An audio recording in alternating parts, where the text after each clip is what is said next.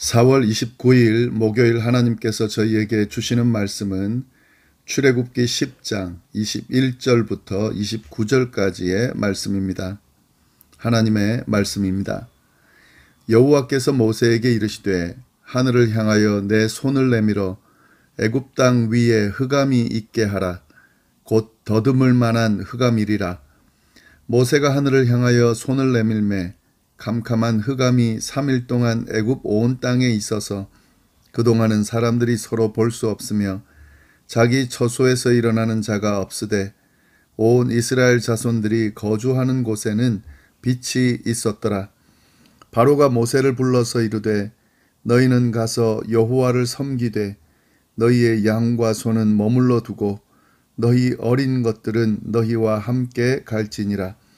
모세가 이르되 왕이라도 우리 하나님 여호와께 드릴 제사와 번제물을 우리에게 주어야 하겠고 우리의 가축도 우리와 함께 가고 한 마리도 남길 수 없으니 이는 우리가 그 중에서 가져다가 우리 하나님 여호와를 섬길 것이며 또 우리가 거기에 이르기까지는 어떤 것으로 여호와를 섬길는지 알지 못함이니이다 하나 여호와께서 바로의 마음을 완악하게 하셨으므로 그들을 보내기를 기뻐하지 아니하고 바로가 모세에게 이르되 너는 나를 떠나가고 스스로 삼가 다시 내 얼굴을 보지 말라. 내가 내 얼굴을 보는 날에는 죽으리라. 모세가 이르되 당신이 말씀하신 대로 내가 다시는 당신의 얼굴을 보지 아니하리이다. 아멘. 오늘 본문은 9번째 재앙 이야기를 담고 있습니다. 그 내용을 함께 보겠습니다. 본문 내용을 보면은 이 9번째 재앙 이야기가 하나님께서 모세에게 흑암 재앙을 선언하면서 바로 시작이 되는데요. 여기 보시면 보통 일반적으로 우리 재앙들을 나타낼 때에 내 백성을 보내라는 명령을 모세에게 주시고 그리고 그 모세가 아론과 함께 바로에게 가서 전달하고 하는 그런 내용이 있는데 이 9번째 재앙에는 그런 내용이 없이 바로 하나님께서 모세에게 재앙을 선언하는 그런 내용으로 시작이 됩니다. 이처럼 하나님의 선포와 함께 재앙이 바로 시작되고 마무리되기까지 전 과정을 간략하게 묘사하는 재앙들이 있었는데요. 세 번째 재앙, 이 재앙이 있었고 5번째 재앙인 가축 돌림병 재앙이 그랬고 그리고 6번째 악성종기 재앙일 때 이렇게 간략하게 다른 것들을 생략하고 그렇게 진행이 됐습니다. 그리고 9번째 재앙도 마찬가지입니다. 21절 보시면은 그렇게 되어 있습니다. 여호와께서 모세에게 이르시되 하늘을 향하여 내 손을 내밀어 애굽 땅 위에 흑암이 있게 하라. 곧 더듬을 만한 흑암이라. 그리고 22절 모세가 하늘을 향하여 손을 내밀매 흑암이 왔다. 이렇게 되어 있죠. 하늘을 향하여 손을 내밀어서 애굽 온 땅에 흑암이 있게 하라. 이게 지금 9번째 재앙에 대한 하나님의 명령인데 그러면서 하나님께서 이 흑암 재앙이 어느 정도인지 간단하게 설명을 합니다. 더듬을 만한 흑암이다. 이 더듬을 만한이라는 것은 보이지 않아서 그렇게 해서 이렇게 더듬어서 확인할 수밖에 없는 그런 표현인데요. 그런 흑암이다 하는 거죠. 모세가 바로 그 명령을 받고 하늘을 향하여 손을 내밀매 캄캄한 흑암이 3일 동안에 애굽 온 땅에 있었다. 모세가 손을 내미니까 진짜 하나님의 명령대로 애굽 온 땅 위에 흑암이 있게 됐다는 거죠. 그것도 3일 동안이나 애굽 온 땅에 있었다 하는 거죠. 어느 정도의 흑암이었나? 23절에 표현이 되어 있는데요. 그동안은 그 3일 동안은 사람들이 서로 볼 수 없으며 자기 처소에서 일어나는 자가 없으되 그러니까 서로 얼굴을 보지 못할 정도로 그 앞에 하나님이 표현한 묘사한 게 있죠. 더듬을 만한 그런 흑암이 임했다 하는 거죠. 그것도 3일 동안이나 임했다 하는 거죠. 서로 보지 못할 정도의 흑암이다. 그건 아무 활동을 할 수가 없는 거죠. 무슨 생산 활동이나 아니면은 여러 가지 경제 활동이나 아니면 일상생활이나 이걸 제대로 할 수가 없는 그런 상황이다 하는 거죠. 애굽 땅에 3일 동안이나 이런 극심한 그런 혼란과 피해의 어떤 상황이 지금 9번째 재앙으로 인해서 생겨났습니다. 지금까지 일어났던 재앙들도 굉장히 좀 심한 재앙이지만 이 흑암 재앙, 아무것도 보이지 않는 재앙은 정말 극심한 그런 재앙입니다. 이제 재앙이 완전히 극치로 다다랐다는 것을 우리가 쭉 볼 수 있는데요. 이 9번째 재앙, 흑암 재앙이 갖고 있는 특징을 좀 보면은요. 이 흑암 재앙은 어떤 그 애굽의 신에 대한 그런 대적이냐면은요. 애굽이 숭배하는 그 신들이 많다 그랬잖아요. 다신주의인데요. 최고의 신이 있습니다. 그 최고의 신이 바로 태양신이에요. 라라고 하는 태양신을 이 애굽 사람들이 섬겼는데 이 흑암 때문에 그 최고의 신이 힘을 잃어버린 거죠. 예, 자기를 보호하는 그 태양으로 인해서 하늘과 땅 모든 것에 기운을 불어넣는다고 하면서 숭배했는데 이 흑암이 태양을 가려버린 거죠. 그러니까 흑암이 된 거죠. 그러니까 그 태양신이 지금 아무 힘을 발하지 못하는 무기력한 존재가 돼버린 거죠. 그것도 3일 동안이나. 여기서 하나님이 명령하신 흑암이 있게 하라라고 명령하셨잖아요. 그때 이 흑암은 천지 창조할 때에 그 흑암이 있었다는 그 말과 같은 표현입니다. 하나님께서 천지를 창조하실 때에 빛이 있으라라고 명령을 하셨는데 그 명령하신 하나님께서 흑암이 있으라라고 또 명령을 하시는 거죠. 하나님이 천지를 지으신 정말 진정한 신이라는 것이 지금 드러나고 있습니다. 태양은 신이 아니죠.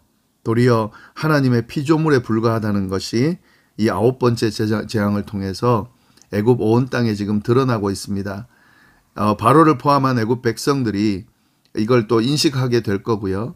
또 그걸 지켜보고 있는 이스라엘 백성들도 하나님이 정말 천지를 지으신 하나님이고 태양도 다스리는 그런 참된 하나님이시구나 하는 사실을 이 9번째 재앙을 통해서 깨닫게 됐을 거다 하는 거죠. 그리고 또 이 9번째 재앙, 흑암 재앙 두 번째 특징은 뭐냐면은요. 뭐 다른 것과 마찬가지입니다. 이스라엘 자손들이 거주하는 곳에는 빛이 있었다. 23절 뒷부분이죠. 예, 흑암 때문에 애굽 온 땅에 흑암이 있어서 서로 볼 수 없는 정도였는데 온 이스라엘 자손들이 거주하는 곳에는 빛이 있었다 하는 거죠. 하나님께서 당신의 백성을 보호하신다라고 하는 그 사실이 잘 드러나고 있습니다. 심지어는 재앙이 일어나는 그 재앙 가운데서도 그 재앙이 하나님의 백성 이스라엘에게 미치지 못하더라 하는 거죠. 흑암인데 아무것도 보이지 않는 흑암 가운데서도 빛이 있더라. 그들이 거하는 이스라엘 백성들이 거하는 곳에는 빛이 있더라 하는 거죠. 이건 당연하죠. 빛 대신 하나님께서 함께 하시니까 당연히 흑암 가운데서도 그곳에는 빛이 있을 수밖에 없는 거죠. 하나님의 백성들과 하나님이 함께 하시기 때문에 어떤 재앙 가운데서도 보호되고 있다 하는 거죠. 이것은 비단 이스라엘 백성들에게만 일어나는 일이 아니라 오늘날도 마찬가지입니다. 오늘날도 하나님께서 하나님의 백성들을 이렇게 보호하시고 이렇게 흑암 가운데서도 빛 가운데 거할 수 있도록 인도하신다는 사실. 그것이 바로 우리의 믿음이고 우리가 그 믿음을 가지고 있다는 사실. 그것도 오늘 말씀을 통해서 잘 확인을 좀 하시기를 바랍니다. 이렇게 흑암 재앙으로 애굽 전체가 3일간이나 그렇게 완전히 덮이고 마비가 되자 바로가 모세를 부르게 되죠. 그리고 모세를 부르면서 바로 하나님의 명령대로 가서 여호와를 섬기라 이렇게 허락을 합니다. 계속 모세가 섬기라 보내라 이렇게 하면은 바로가 뭐 된다 안 된다 이렇게 했었는데 이제는 바로가 먼저 그 모세를 불러서 하나님의 명령대로 가서 여호와를 섬기라 이렇게 허락을 하죠. 그러면서 이게 8번째 재앙에서는 장정만 데려가고 어린아이들은 두고 가라고 했습니다. 그래서 이게 8번째 재앙에서도 그 협상이 결렬이 됐는데, 이번에는 바로가 먼저 이야기를 합니다. 어린아이들도 데리고 가라고. 그래서 사람들 다 가서 하나님 섬기라고 그렇게 명령을 합니다. 그런데 허락하는 것처럼 보이지만은요, 또 조건을 내걸어요. 양과 소는 두고 가라, 이렇게 이야기를 합니다. 24절 보시면은 바로가 모세를 불러서 이르되 너희는 가서 여호와를 섬기되 너희 양과 소는 머물러 두고 너희 어린 것들은 너희와 함께 갈지니라. 결국에는 또 조건을 내거는 거죠. 어떻게든 이스라엘 백성들로 인해서 얻었던 그 경제적인 이익을 놓치지 않으려고, 그러니까 경제적인 손실을 줄여보려고 애쓰는 이 바로의 생각이 잘 드러나고 있는데요. 예, 그런데 지금 하나님의 명령은 이렇게 타협할 부분이 아니죠. 지금 계속해서 타협이 안 된다고 말하는데도 이렇게 어떻게든 타협하려고 하는 바로의 모습을 보면서 이 사람이 진짜 하나님의 뜻을 이렇게 제대로 이행하려는 사람이 아니라 하는 것이 확실히 드러나고 있습니다. 물론 하나님께서 바로의 마음을 완악하게 하고 있는 거지만 바로 자체가 가지고 있는 이런 모습도 그런 모습이다 하는 거죠. 모세가 그에 대해서 어떻게 반응하냐면은요, 단호하게 거절합니다.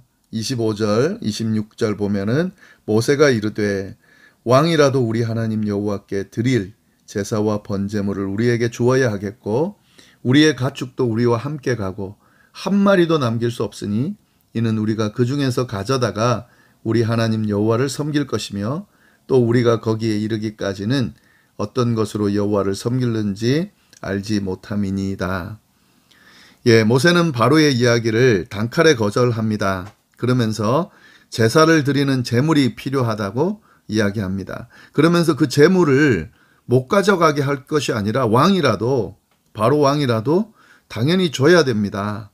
그러면서 가축 하나도 남기지 않고 다 데리고 가겠습니다. 어떤 것으로 제사를 드릴지 섬기게 될지 모를 일입니다. 가서 봐야 됩니다.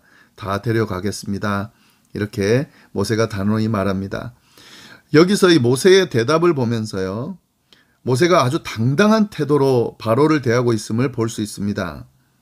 예, 원래는 그렇지 않았죠. 두려움과 머뭇거림을 가지고 바로 앞에 섰는데 하나님의 역사를 계속 경험하는 거예요. 하나님의 살아계심과 하나님께서 놀라운 일들을 행하시면서 이 일들을 행하고 계시다는 것을 모세가 옆에서 경험한 거죠. 그러니까 당당해질 수밖에 없는 거죠. 두려움과 머뭇거림을 가지고 있던 사람이 당당하고 담대하게 변했다 하는 거죠. 예, 이게 지금 하나님과 동행하는 사람이 가지게 되는 모습입니다. 하나님과 동행하는 사람은 하나님의 역사를 경험하게 되고 그리고 그 역사를 자꾸 경험하다 보면 담대하고 당당할 수밖에 없는 거죠. 그 하나님이 나와 함께 하시니까 내가 두려워할 필요도 머뭇거릴 필요도 없다는 사실을 알게 되는 거죠. 지금 모세는 그런 변화를 지금 하나님의 함께 하심과 하나님께서 보여주시는 역사를 통해서 그런 변하는 과정을 경험하게 된 것을 우리가 볼 수가 있습니다. 또 한 가지 더는요. 여기서 모세가 이야기하는 내용을 계속 보면은 이스라엘 백성이 하나님의 백성이라는 거죠. 그리고 하나님의 백성으로 하나님을 섬기는 백성이라는 것을 확고하게 이야기하고 있습니다. 우리가 하나님을 섬기면서 제사를 드립니다 라고 하는 이 내용들을 통해서요. 이스라엘이 하나님의 백성이고 하나님의 백성은 하나님을 섬기는 백성이라고 하는 사실을 은연중에 계속 바로에게 이야기해주고 있다 하는 거죠. 그 내용을 우리가 볼 수가 있습니다. 바로의 이 이야기에 모세가 단호하게 거절해서 바로가 협상하려고 하는 그 협상 내용이 결렬이 된 거죠. 그러니까 이제 바로가 정말 모세의 태도에 화가 나서 모세를 쫓아냅니다. 쫓아내면서 엄포를 놓는데요. 28절 보면은 바로가 모세에게 이르되 너는 나를 떠나가고, 이제 쫓아내는 거죠. 스스로 삼가 다시 내 얼굴을 보지 말아라. 내가 내 얼굴을 보는 날에는 죽을 것이다. 쫓아내면서 이제 다시 내게 얼굴 비치지 말라는 거죠. 만약에 얼굴 비치면 내가 널 죽일 거라는 거죠. 예. 그런데 너무 웃기죠. 지금 모세를 부른 사람은 바로입니다. 그런데 바로가 다시 얼굴 보지 못하게끔 얼굴 보면 죽일 거라고 이렇게 엄포를 넣는다는 건 참 웃긴데, 여하튼 이 화가 난 거죠. 그래서 모세를 지금 쫓아내고 있습니다. 그럴 때 모세도 물러서지 않습니다. 29절 뭐 별로 두려워하지 않아요. 29절 보면 모세가 이르되 당신이 말씀하신 대로 내가 다시는 당신의 얼굴을 보지 않으리이다. 예. 그래. 그럼 나도 당신 보지 않겠습니다. 당신이 말한 대로 내가 그렇게 하겠습니다. 예. 이렇게 이제 완전히 이제는 더 이상 대화나 협상의 여지가 없을 정도로 바로와 모세의 사이가 벌어진 게 되는 것을 우리가 볼 수 있습니다. 이제 뭐 재앙이 지금 9번째 재앙이고 마지막 재앙으로 넘어가기 때문에 이제 완전히 끝나는 상황이죠. 그래서 이렇게 일들이 진행되고 있다 하는 거죠. 물론 바로가 먼저 이제 10번째 재앙 때 모세를 부르겠죠. 당연히. 예. 이런 그 허세죠, 일종의. 진짜 센 사람이 누군지, 예, 여기서 명확하게 드러나고 있습니다. 이 바로는 신의 아들, 뭐, 이렇게 지금 여겨지는 사람이에요. 애굽의 왕이고, 애굽이 그때 굉장히 강대국이기 때문에 이 세상에 마치 왕인 것처럼, 예, 신에 바로 미친 것처럼 그렇게 굴었을 텐데, 지금 이 애굽 재앙을 통해서 그가 아무것도 아니라는 거, 그리고 하나님 앞에는 아무 존재도 아니라는 것이 명확하게 드러나고요. 그리고 하나님의 존재가 어느 정도인지가 지금 명확하게 드러나고 있는데, 이걸 보면서 계속 말씀드리지만 애굽 사람들이 이제 확실하게 알게 되겠죠. 그리고 그걸 지켜보던 이스라엘 백성들도 알게 될 거고, 또 이 내용을 지켜보는 우리도 그 내용을 확실하게 이제 다시 한번 확인하고 알아야 된다는 거죠. 우리 하나님이 어떤 존재인지, 그 하나님께서 애굽을 어떻게 심판하시고 또 이스라엘 백성들을 어떻게 보호하시는지, 바로 이렇게 우리를 지키시고 보호하시면서 이끄신다 하는 사실 좀 잘 보면 좋겠습니다. 물론 이제 10번째 재앙이 일어나고 이제 출애굽하는 극적인 장면들이 쭉 진행이 될 텐데, 지금까지 우리가 나눈 내용들을 잘 기억하면서 그렇게 또 다음 내용을 우리가 잘 살펴보면 좋을 것 같습니다. 기도하겠습니다. 하나님 아버지 감사합니다. 또 말씀을 통하여 오늘 하루를 시작하게 하시니 감사를 드립니다. 예, 흑암재앙, 정말 앞이 보이지 않는 그런 어둠이 3일 동안이나 애굽 땅에 임했다라고 하는 사실, 하나님 아버지 얼마나 극심한 재앙인지 우리가 느낄 수가 있습니다.